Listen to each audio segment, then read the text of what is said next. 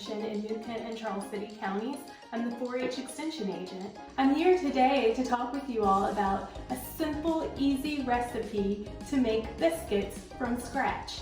This recipe only includes 3 ingredients, so hopefully you'll have these ingredients on hand. If not, I will have a few substitutions for you all to make just in case. Before we begin, I do want to talk about things that you should always do when you get started with baking. The very first thing that we should do is make sure we have permission and help from the adult in charge. The second thing is make sure you wash your hands. When you're washing your hands, you should make sure that you wash your hands for 20 seconds under warm water with soap. You should also make sure you dry your hands completely with a paper towel once you are done. Step number 3 to make sure you do is to clean all of your work surface and make sure your equipment that you are using is clean as well. Step number 4, read through your entire recipe. Make sure you have all your ingredients and necessary equipment to take you through your recipe. You would hate to get halfway through your recipe and then realize you don't have the correct tool or ingredient to finish it. And finally, the most important step is to have fun. Now let's go ahead and start with the 3 basic ingredients that are needed for this recipe. Alright, so the first ingredient is self-rising flour. It is made of flour, salt, and baking powder. The flour is what gives structure to this recipe. The baking powder, it makes your biscuit rise and it helps it to stay light and fluffy. And the salt just helps enhance the flavor of all the other ingredients. The next ingredient is shortening. Shortening is the fat of the recipe. The fat combines with sugar during creaming to add lightness by trapping air that expands during baking. The last ingredient is the milk. Milk is one of the most common liquid ingredients for breads. The liquid moistens the batter, helps activate the gluten in the flour. As an extra note, if you do not have self-rising flour, you can use all-purpose flour. Combine 2 cups of flour, 1 tablespoon of baking powder, and 1 teaspoon of salt, and then follow the directions that we'll give for the rest of this recipe. Okay, now it's time to go over the equipment that you'll need for your recipe. So let's talk about it. You'll need a liquid measuring cup, dry measuring cups, a bowl for mixing. You will need spatulas, a pastry cutter, and if you do not have one of those, you can use 2 forks. You'll need a rolling pin, a baking sheet, and last, a biscuit cutter. And if you do not have a biscuit cutter, you can use a small glass.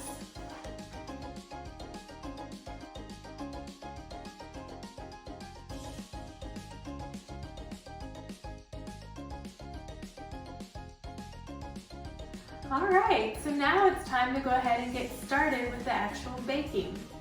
So, our very first step is going to be turning on the oven. We do need to preheat the oven because the temperature is a pretty hot one. We're going to preheat our oven to a temperature of 500 degrees.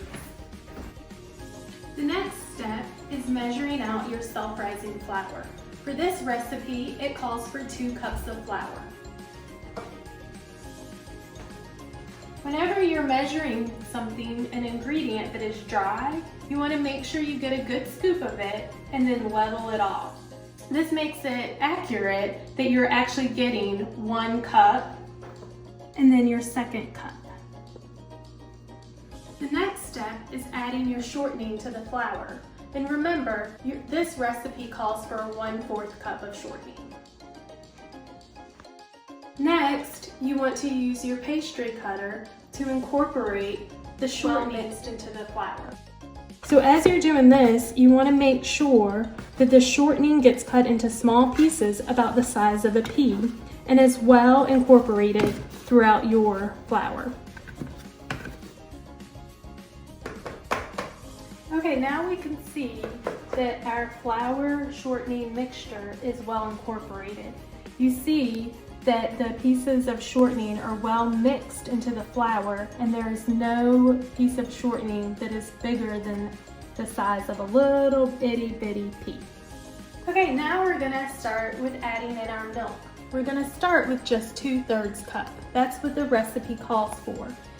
If you see that you need more moisture in your recipe, if you need more liquid in your recipe, you can add up to 3/4 cup of milk. Once we add the milk, we will use our spatula to start mixing the milk with the flour shortening mixture. Now you're starting to see that the dough is leaving the sides of the bowl. So you can stop mixing and now go ahead and flour. So I will be working on this surface right here. So before I start turning my dough mixture out onto this surface, I want to make sure that I have a good amount of flour here so that the dough does not stick to my work surface. I also want to make sure that I flour my hands. That way I don't end up with a bunch of dough on my hands either. So now I'm going to take my dough from my mixing bowl and put it onto my work surface.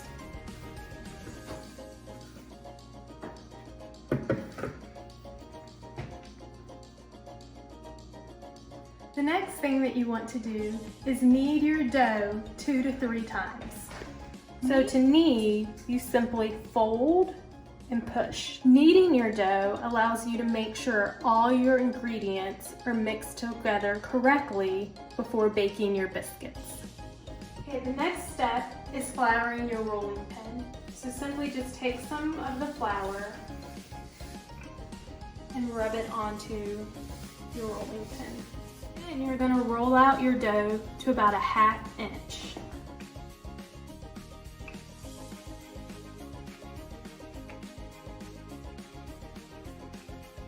Your next step is cutting out your biscuits. To do that, you'll want to take a little bit of flour and put it on your cup or biscuit cutter that you're going to be using to cut out your biscuits. After that, you'll simply cut your biscuits. But to be able to get the maximum amount of biscuits out of this, you want to start at the edge of it. Simply push down and lift up. Pick up your biscuit and then put it on your baking sheet.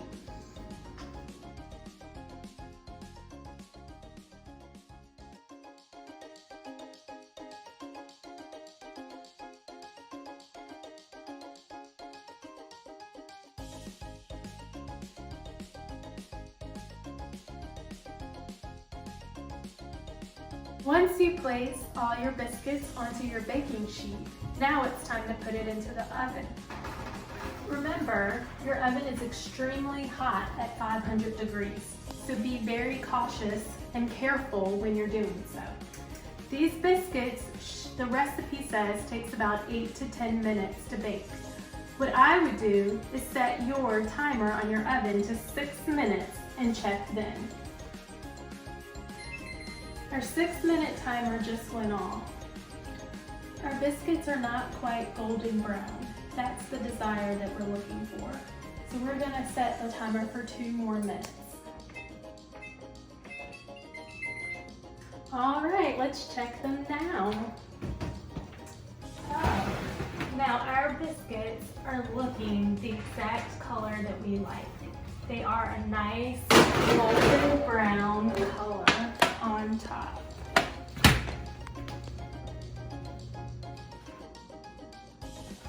All right, now here are our biscuits.